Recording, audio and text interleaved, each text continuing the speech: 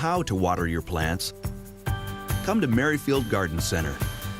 We know plants. Good morning, America. This morning, nuclear test halt. North Korea's surprise announcement, Kim Jong-un saying he is suspending his country's nuclear program. Can he be trusted? And what it means for his planned talks with President Trump. Threatening to resign, ABC News confirming Attorney General Jeff Sessions said he would consider stepping down if his deputy, Rod Rosenstein, was fired. Plus, a new lawsuit against the Trump campaign's top officials. Caught on camera, deadly police shooting. The disturbing video.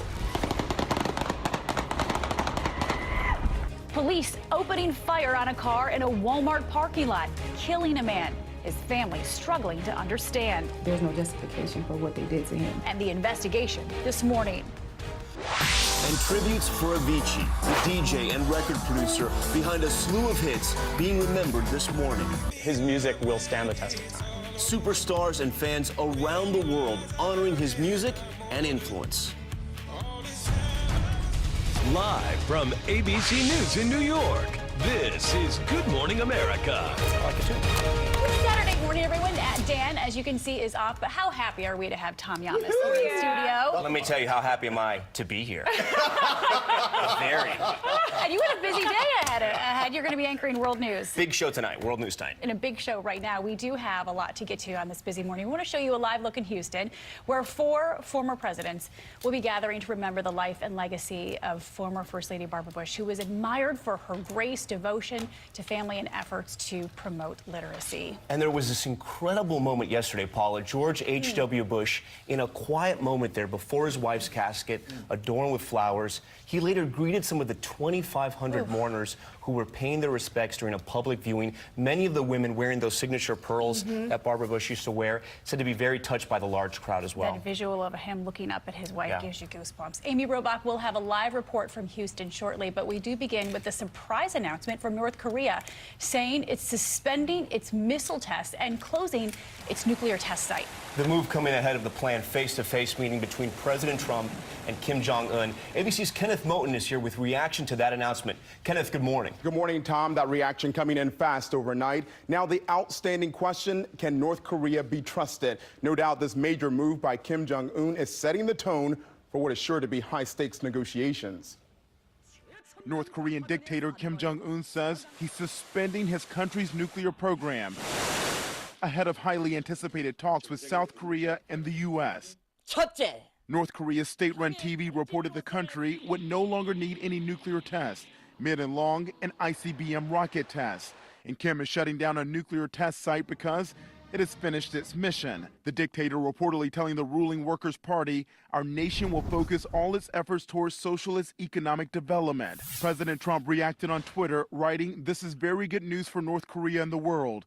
Big progress. Look forward to our summit." Our campaign of maximum pressure will continue until North Korea denuclearizes. On Wednesday, ahead of next week's summit between the two Koreas, Trump said he's willing to walk away from his talks with Kim, planned for late May, early June. If the meeting when I'm there is not fruitful, I will respectfully leave. South Korea welcomed the announcement from the North, calling it meaningful. We have never seen any kind of movement like this in the history of North Korea. That said, we need to be careful because every treaty, every promise that North Korea has ever made has been broken. And so we will need to not trust but verify, but distrust, verify, verify, and verify. President Trump and South Korea have expressed high hopes that the North is ready to give up its nuclear weapons in exchange for economic help. Remember, this all comes weeks after CIA Director Mike Pompeo, the president's Secretary of State nominee, had a secret meeting with Kim Jong-un. Tom and Paul, remember the president said that meeting went very smoothly. It appears that it did. And this meeting between the president and Kim Jong-un could happen in the next coming weeks. It could. All right, Kenneth, thanks so much. Kenneth. Yeah.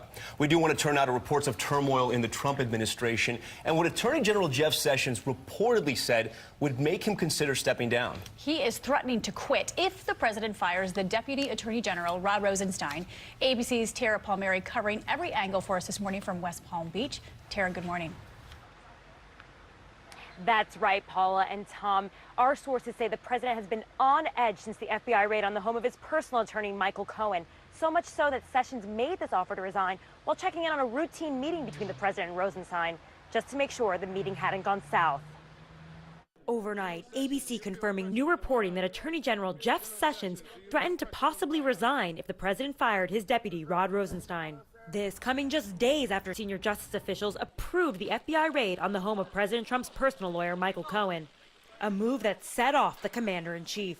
It's an attack on our country in a true sense. Among the documents reportedly seized, files detailing the $130,000 payment Cohen made to adult film actress Stormy Daniels. The Washington Post first reporting Sessions' phone call last Saturday to White House counsel Don McGahn when he said he would consider resigning if Rosenstein is fired. And earlier this week, President Trump swatting away questions about the status of Rosenstein and special counsel Robert Mueller. They've been saying, I'm going to get rid of them for the last 3 months, 4 months, 5 months, and they're still here.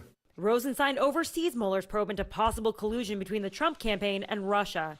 The firing of either man could potentially cripple the investigation. Meanwhile, the president blasting the Democratic National Committee for filing a multi-million-dollar lawsuit against the Trump campaign, WikiLeaks, and Russian operatives. President Trump tweeting that they'll countersue. The suit alleges that the Trump campaign conspired with the Russians and WikiLeaks to hack and leak damaging DNC emails, all to sway the election against Hillary Clinton. The 66-page filing doesn't name President Trump, but includes his top campaign officials like Donald Trump Jr., Jared Kushner, Roger Stone, and Paul Manafort.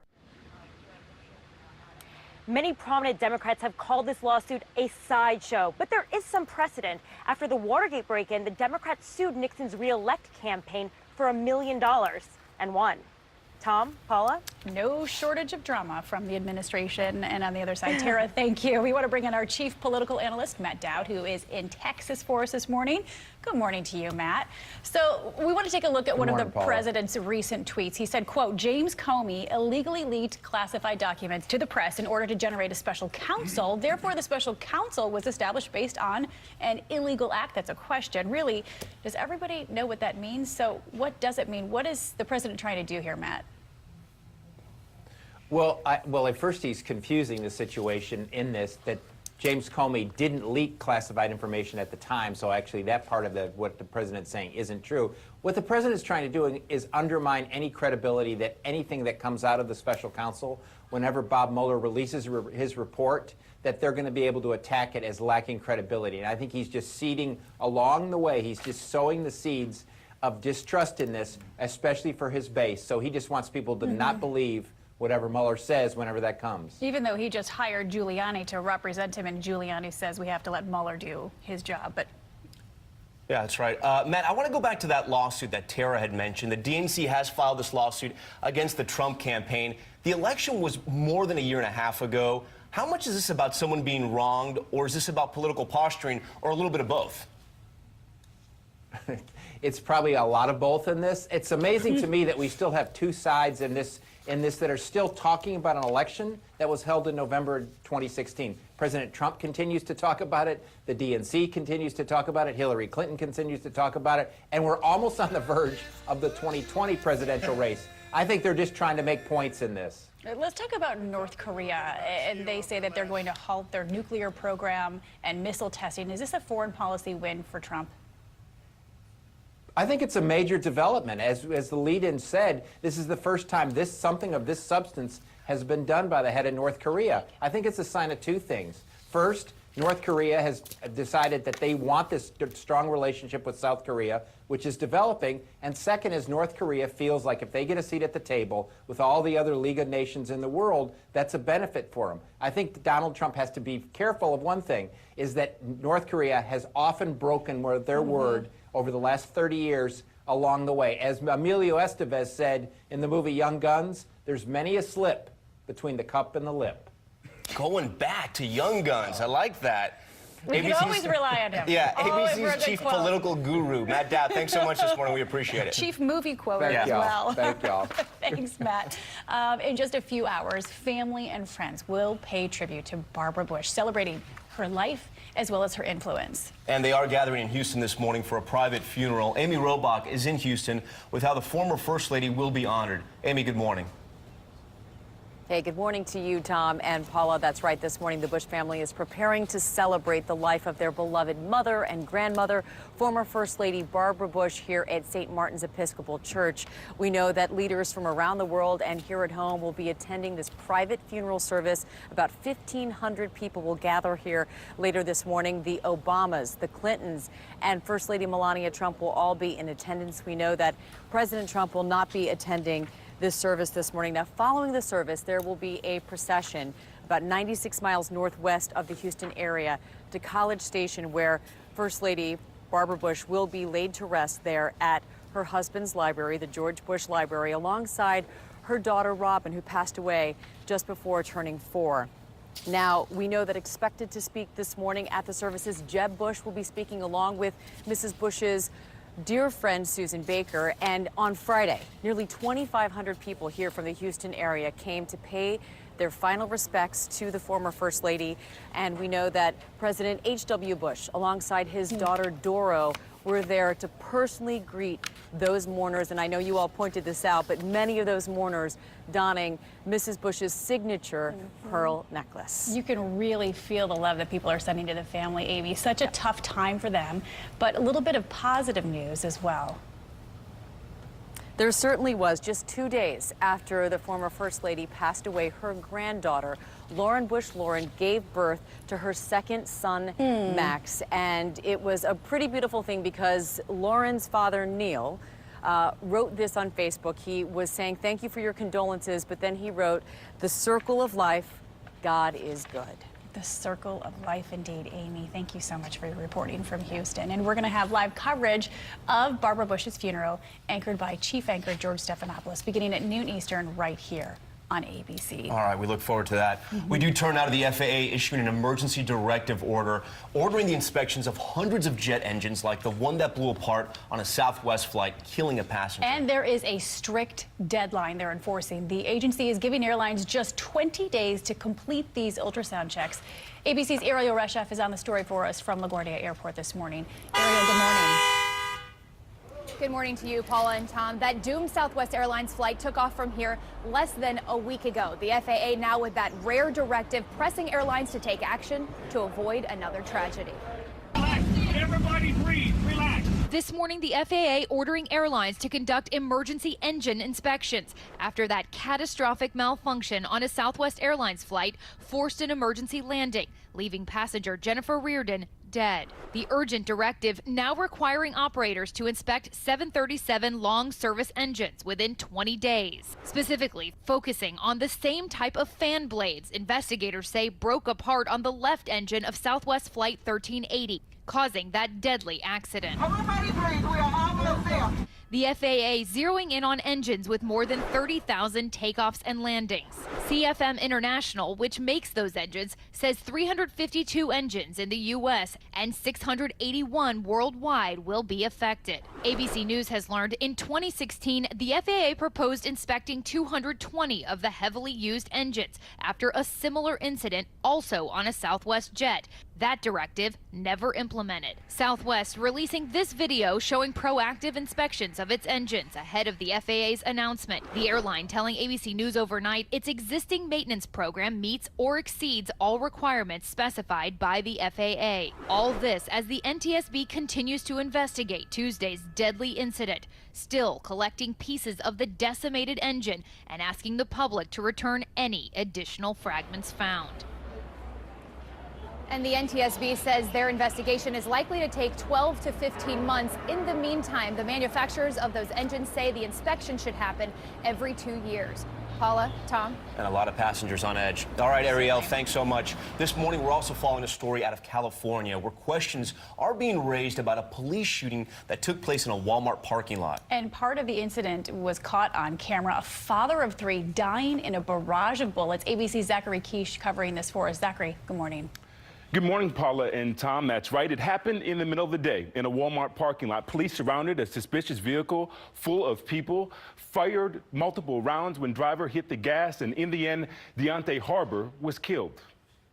There's no justification for what they did to him. This morning, people want to know what happened when a man wanted for questioning was shot and killed in front of shoppers at a Walmart in Barstow, California. Take a look at this video showing the crash. The driver in the black car backing up into the police vehicle. Seemingly no substantial damage done. Then police firing several shots. The end result was tragic. I spoke with former Dallas Police Chief David Brown, who says he understands the challenges officers face and naturally wants to defend and protect them. You can't defend it. It's indefensible. How can you say that with the limited information you have? Nothing's going to change how many times they shot into a car. According to witnesses, more than 20 rounds were fired into this Ford Mustang with 4 people inside. 26-year-old Deontay Yarber, the driver, was killed. There were no guns found on the scene. I can't focus. It's like I'm in a twist between anger and hurt.